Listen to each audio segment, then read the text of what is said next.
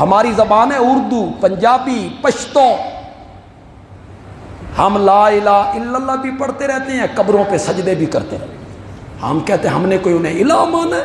الہ تو ہم اللہ کو مانتے ہیں، الہ تو ہم اللہ کو مانتے ہیں۔ ہم لا الہ الا اللہ بھی پڑھتے رہتے ہیں، غیر اللہ کے نام کی نظریں نیازیں دیتے رہتے ہیں، سجدے کرتے ہیں، پکارتے رہتے ہیں کہ وہ ہماری پکاروں کو سنتے ہیں، پھر ہم کہتے ہیں ہم نے کوئی انہیں الہ مانا ہے؟ الہ تو تیری زبان کا لفظ بھی نہیں۔ الہ کا معنی آپ کیا کرتے ہیں؟ نہیں کوئی معبود ہو مگر اللہ۔ معبود اردو ہے، عربی، الہ بھی عربی، معبود بھی نہیں کوئی عبادت کے لائق مگر، یہ عبادت کیا ہے؟ عربی۔ نہیں کوئی پوجا کے لائق، یہ پوجا کیا ہے؟ ہندی۔ نہیں کوئی پرستش کے لائق، یہ پرستش کیا ہے؟ فارسی۔ آپ فارسی جانتے ہیں؟ فارسی میں پرستش کس کو کہتے ہیں؟ ہندی میں پوجا کس کو کہتے ہیں؟ الہ کے معنی کو نہ جاننا، اس کی وجہ سے لوگ شرک بھی کر رہے ہیں اور لا الہ الا اللہ بھی پڑھ رہے ہیں۔ اگر آپ کی توجہ رہے، مجھے وقت کا بھی احساس ہے لیکن آپ کی توجہ رہے تو میں نے سرگودا میں 40 درسوں میں مسئلہ الہ بیان کیا تھا، ان میں بعض درس 1.5 گھنٹے کے بھی تھے، 1.5 گھنٹے کے بھی، لیکن رب نے مجھے توفیق دی ہے، یہ اللہ کا فضل ہے، میں 5 منٹوں میں آپ کو الہ کا مفہوم سمجھانا چاہتا ہوں، لیکن آپ کی توجہ درکار ہے، صرف 5-7 منٹوں میں سمجھا دوں۔ 2 صفتیں صرف الہ میں پائی جاتی ہیں، الہ کے علاوہ کسی میں وہ صفتیں، جس میں وہ 2 صفتیں مان لی جائیں گی اسے کیا مان لیا؟ بولو بولو، زبان سے کہے یا بے شک زبان سے لا الہ الا اللہ پڑھتا رہے، 2 صفتیں صرف الہ کی ہیں۔ پہلی صفت وہ عالم الغیب ہے، میں اس کو نہیں دیکھ رہا اور وہ مجھے ہر جگہ سے میری پکار کو سنتا ہے، میرے حالات سے واقف ہے۔ یہ صفت کس کی ہے؟ یہ صفت کس کی ہے؟ الہ، اللہ کی نہیں، اللہ کی تو بعد میں بات کریں گے، یہ صفت کس کی ہے؟ زور سے بول، الہ کی ہے۔ عالم الغیب ہونا پہلی صفت۔ دوسری صفت وہ قادر ہے، قدیر ہے، متصرف ہے، نفع نقصان کا مالک ہے۔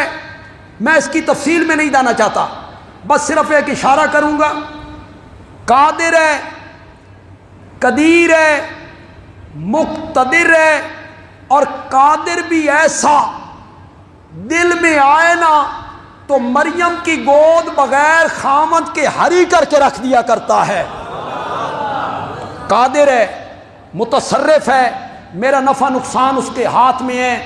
اب کہیے مختار کل ہے، 2 صفتیں صرف الہ کی ہیں۔ عالم الغیب ہونا صفت کس کی ہے؟ الہ کی۔ الہ کی مختار کل ہونا صفت کس کی ہے؟ الہ کی۔ جس میں یہ 2 صفتیں مان لی جائیں گی یا 2 میں سے ایک صفت مان لی جائے گی اسے کیا مان لیا؟ بولو، زور سے بولو، چاہے زبان سے کہے یا نہ کہے۔ آپ کہیں گے بندے عالوی تیری بات ہم کیوں مانیں کہ یہ 2 صفتیں الہ کی ہیں؟ میں کہوں گا میری بات نہیں ماننی، میں قرآن کی 20 آیتیں اس پر پیش کر سکتا ہوں۔ سورت آل عمران کی آیت نمبر 4، 5، 6، سورت طٰہٰ کی آیت نمبر 5، 6، 7، 8، جائیے گھروں میں جا کے دیکھیے آپ کو پتہ چل جائے گا کہ یہ دو صفتیں الہ کی دو صفتیں ہیں، چونکہ یہ دو صفتیں صرف اللہ ہی میں پائی جاتی ہیں، اس لیے لا الہ اس کے سوا الہ کوئی نہیں۔ سورت نمل پڑھیں، سورت قصص پڑھیں، سورت آل عمران پڑھیں، سورت انعام پڑھیں،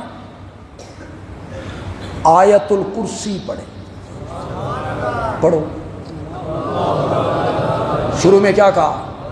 اللہ لا الہ الا ہو، پھر آگے اس کی دلیلیں شروع کی، الحی القیوم لا تأخذہ سنۃ ولا نوم لہ ما فی السماوات، آئی نا صفت اسی کا ہے، جو کچھ آسمانوں میں ہے وہ بھی اسی کا ہے، جو کچھ زمین میں ہے وہ بھی اسی کا ہے، مالک وہی ہے، مختار وہی ہے، متصرف وہی ہے، زمین و آسمان کی ہر چیز اسی کی ہے۔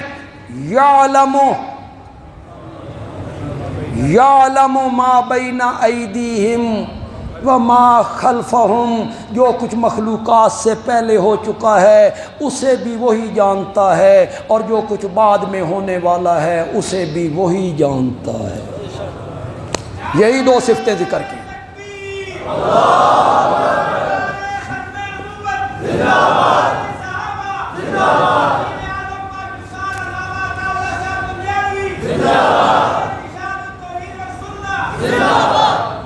میں اس پر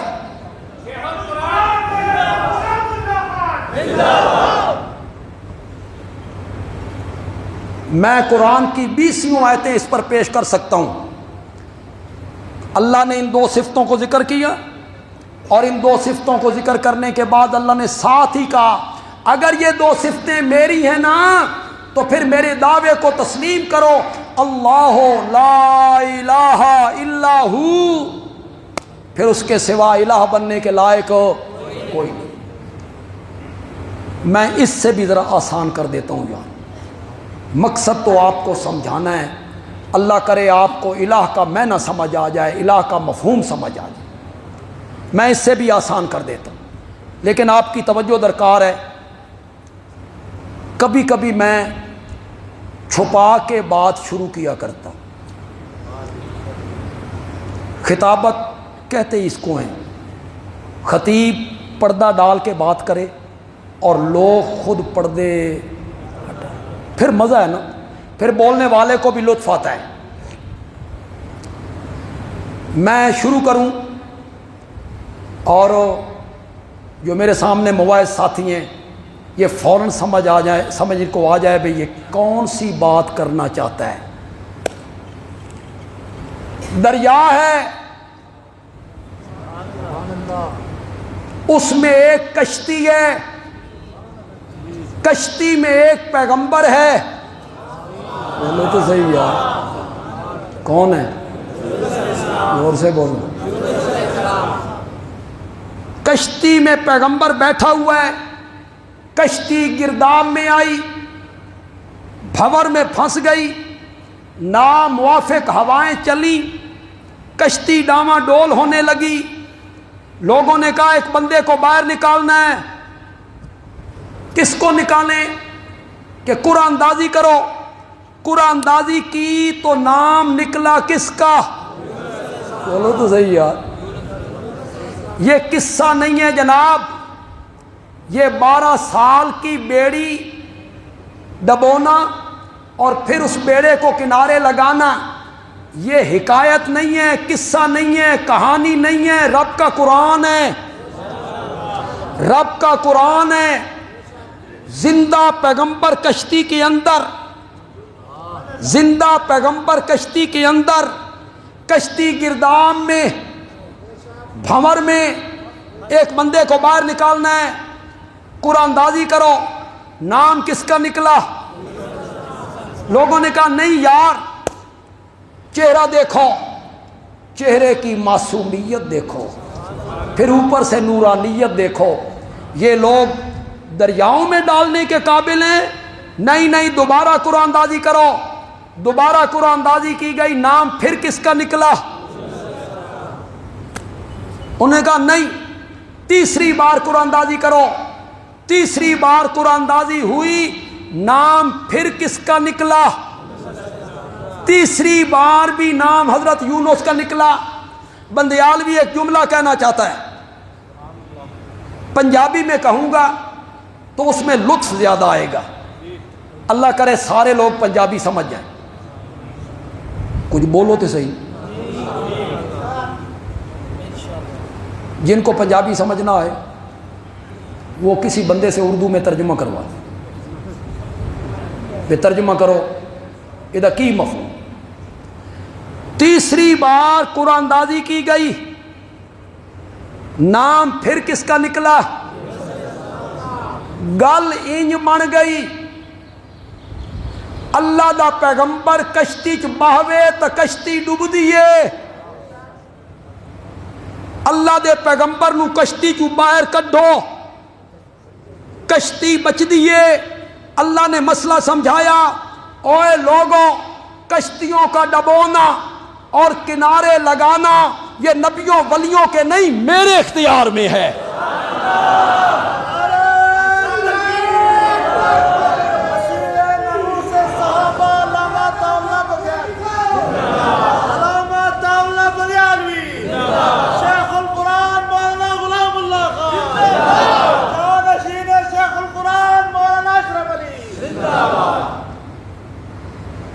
جب دھرتی پہ اللہ کی توحید بیان ہوتی ہے, اللہ عرش پہ فرشتوں میں بیٹھ کے فخر کر رہا. توحید بیان بھی کتنی جگہوں پہ ہوتی ہے. ذرا اپنا نام لکھواؤ, چہرے پہ تھوڑی سی مسکراہٹ لاؤ اور اپنا نام لکھواؤ کہ ہم بھی موحد ہیں, تیری توحید سن کے خوش ہو رہے ہیں, تیری وحدانیت سن کے خوش ہو رہے ہیں. زندہ پیغمبر کشتی کے اندر ہے, قصے سناتے ہو, کہانیاں سناتے ہو, حکایتیں سناتے ہو, روایتیں سناتے ہو. 12 سال کا بیڑا ڈبو دیا, غرق کر دیا, کنارے لگا دیا.